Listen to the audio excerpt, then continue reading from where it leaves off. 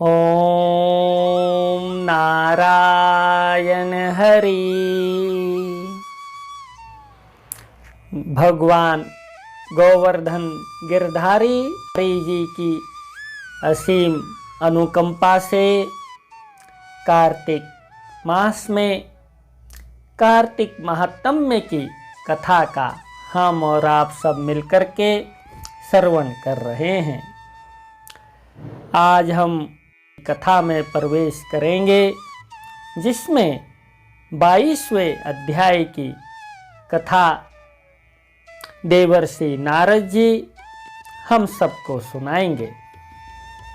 इस कथा में उत्तम तीर्थ कौन सा है, प्रयाग की महिमा और अन्य जो तीर्थ हैं उनके विषय में भी कथा में अनेक प्रसंग रहेंगे।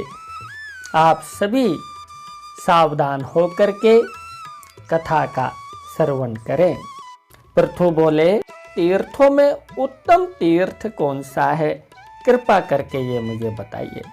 वैसे देखा जाए ये जो भारत भूमि है, बड़ा सौभाग्य है आपका, हमारा, हम सबका कि हमारा जन्म भारत भूमि में हुआ है। भारत भूमि का कोना कोना, कण कण यहाँ का जो है पवित्र क्षेत्र है, क्योंकि यहाँ पे जगह जगह महापुरुष उत्पन्न हुए हैं, ईश्वर के भक्त उत्पन्न हुए हैं। उन्होंने अपनी भक्ति की है, साधना की है। कोई ऐसा क्षेत्र नहीं है, कोई ऐसा स्थान नहीं जहाँ भगवान के भक्त उत्पन्न ना हुए हों और जहाँ भगवान के भक्तों ने तप तपस्या भजन साधना ना की हो। इसीलिए अपने भारत को देव भूमि, भक्त भूमि, धर्म भूमि कहा जाता है। लेकिन इसमें भी जो परम क्षेत्र है, जो परम तीर्थों में उत्तम तीर्थ है, उसको जो है पृथु पूछ रहे हैं। नारद जी बोले, हे राजन, परम गुप्त, सब संपत्तियों को देने वाले, दुख स्वप्न नाशक तथा सब पापों को हरने वाले शुभ बात को सुनो। मुनियों द्वारा नित्य सुने जाने योग्य, दुष्ट ग्रह निवारक, समस्त रोग नाशक तथा आयुवर्धक क्षेत्रों में उत्तम क्षेत्र तथा तीर्थों में उत्तम तीर्थ गंगा यमुना का संगम है, ऐसा महर्षियों ने कहा है। तो गंगा यमुना का जहाँ संगम होता है वह जो है उत्तम क्षेत्र, उत्तम तीर्थ जो है यहाँ पे कहा गया है। और हमें मालूम है गंगा यमुना का संगम प्रयाग, तीर्थराज प्रयाग की पुण्य भूमि में होता है। तो वह जो प्रयाग है, तीर्थराज जो प्रयाग है, उत्तम तीर्थ है, उत्तम क्षेत्र है। गंगा यमुना के संगम को पुण्यकांक्षी ब्रह्मादि सभी देवता, मुनि तथा मनुष्य सेवन करते हैं। गंगा नदी भगवान विष्णु के चरणों से निकली है और यमुना नदी सूर्य की पुत्री है, अतः इन दोनों का योग उत्तम है। गंगा नदी केवल स्मरण मात्र से ही संकटों को दूर करने वाली है। गंगा को अपने हृदय में आप याद कीजिए। गंगा की लहरों को आंख बंद करके आप निहारिए, कल्पना कीजिए, और अगर आप गंगा को मन ही मन में देखते हैं तो उसकी पावनता इतनी अधिक है कि वो बहुत दूर होने पर भी हमारे स्मरण करने से, याद करने से जो है हमारे संकटों को दूर कर देगी। सभी शुभ कर्मों को देने वाली और सभी पापों का क्षय करने वाली तथा समस्त उपद्रवों को नष्ट करने वाली गंगा माता है। समुद्रांत पृथ्वी पर जितने भी पुण्य क्षेत्र हैं, हे राजन, प्रयाग उन सबसे अधिक पुण्यवर्धक है। यहाँ पर ब्रह्मा जी ने भी यज्ञ किया था तथा अपने पिता विष्णु की पूजा भी की थी। यहाँ अन्य सब ऋषियों ने भी विभिन्न प्रकार के यज्ञ किए हैं। सब तीर्थों में स्नान करने का जो पुण्य है वह प्रयाग स्नान की 16वीं कला के बराबर भी नहीं होता है। केवल गंगा गंगा कहने से ही सैकड़ों योजन दूर रहने वाले मनुष्यों के सैकड़ों पाप नष्ट हो जाते हैं। फिर जो लोग गंगा के समीप रहते हैं उनके विषय में तो कहा ही क्या जा सकता है। विष्णु जी के चरणों से निकली हुई गंगा शिव जी के समीप गई थी। मोक्ष के आकांक्षी मुनि लोग दिव्य काशीपुरी में भी गंगा स्नान करते हैं।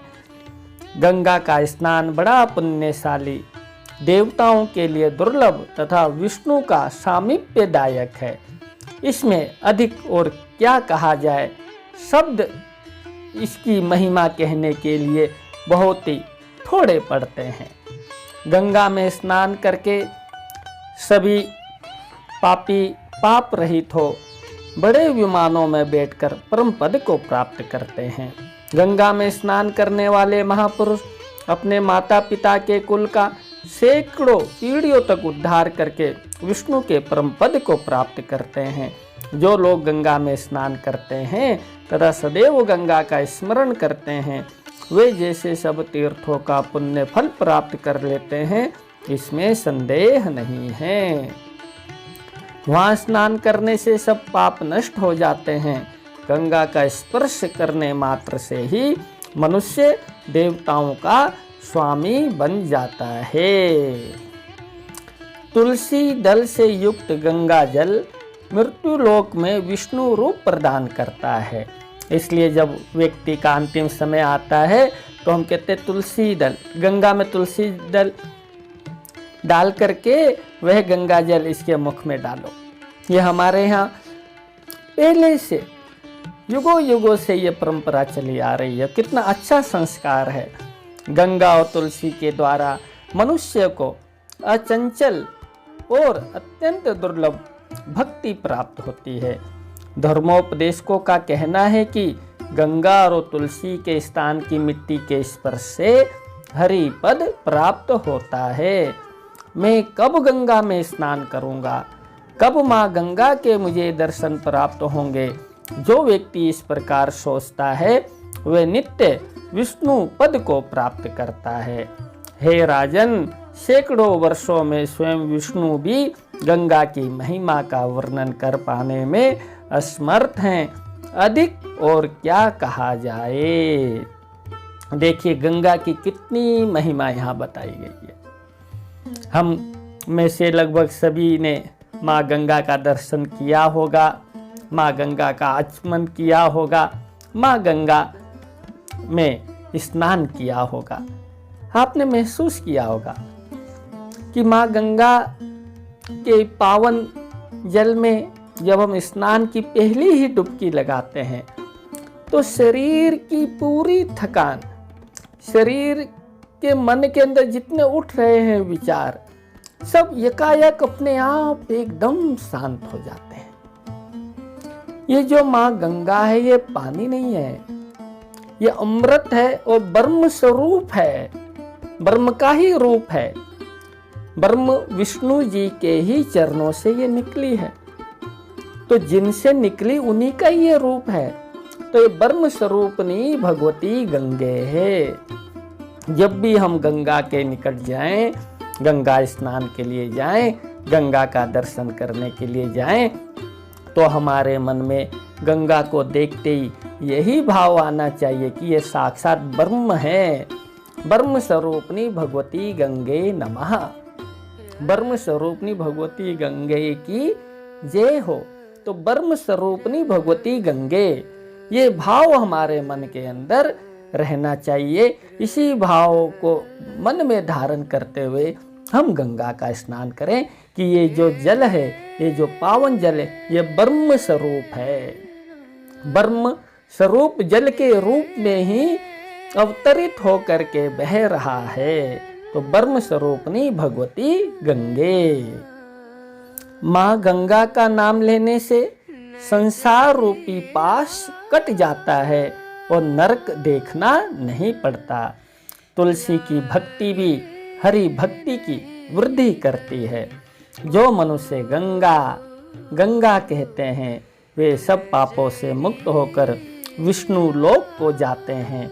जो मनुष्य 12 कोस तक गंगा की यात्रा करते हैं वे सब पापों से मुक्त होकर स्वर्ग लोक को जाते हैं। इस प्रकार महापुण्य देने वाली गंगा माघ आदि के महीने में अन्य नदियों में पहुंचकर संपूर्ण संसार को पवित्र करती है। इसमें कहा गया कि जो माघ का जो महीना है, अगर कोई गंगा के निकट नहीं जा पाए किसी भी कारण से, तो माघ का जब महीना आएगा तो माघ के महीने में जितनी भी नदियां हैं उन सब में जो है गंगा अपने आप जो है विलीन हो जाती है, यानी कि सभी नदियां गंगा का ही रूप हो जाती हैं। तो माघ के महीने में किसी भी नदी में स्नान करना अर्थात गंगा में ही स्नान करना है, ये जो है नारद जी हमें कह रहे हैं। फिर एक बारी सुनिए। इस प्रकार महापुण्य देने वाली गंगा माघ आदि के महीने में अन्य नदियों में पहुंचकर संपूर्ण संसार को पवित्र करती हैं। गोदावरी, भागीरथी, कृष्णा, रेवा, अमरावती, तुंगभद्रा, कावेरी, कालिंदी, बाहुदा, वेत्रवती, ताम्रपर्णी, सरयू आदि तीर्थों में गंगा सदैव विराजमान रहती है। गंगा संसार का पालन करने वाली एवं स्नान पान आदि से संसार को पवित्र करने वाली है। फिर माँ गंगा का सेवन क्यों ना किया जाए। हे राजन, गंगा जल की एक बूंद का सेवन करने मात्र से ही सगर के सभी पुत्र पाप मुक्त होकर मोक्ष को प्राप्त हुए थे। इति श्री पद्म पुराणे कार्तिक महात्म्य में। तो बहुत ही सुंदर आज की कथा रही। गंगा माँ को हमने बार बार स्मरण किया इस कथा के माध्यम से, और गंगा माँ का स्मरण करने से हम पापों से मुक्त भी हुए हैं। हरि की कितनी सुंदर ये देखिए ये कृपा और लीला है। अब आज्ञा हो चुकी है, आज की कथा को यहीं पर विश्राम देते हुए ओम नारायण हरि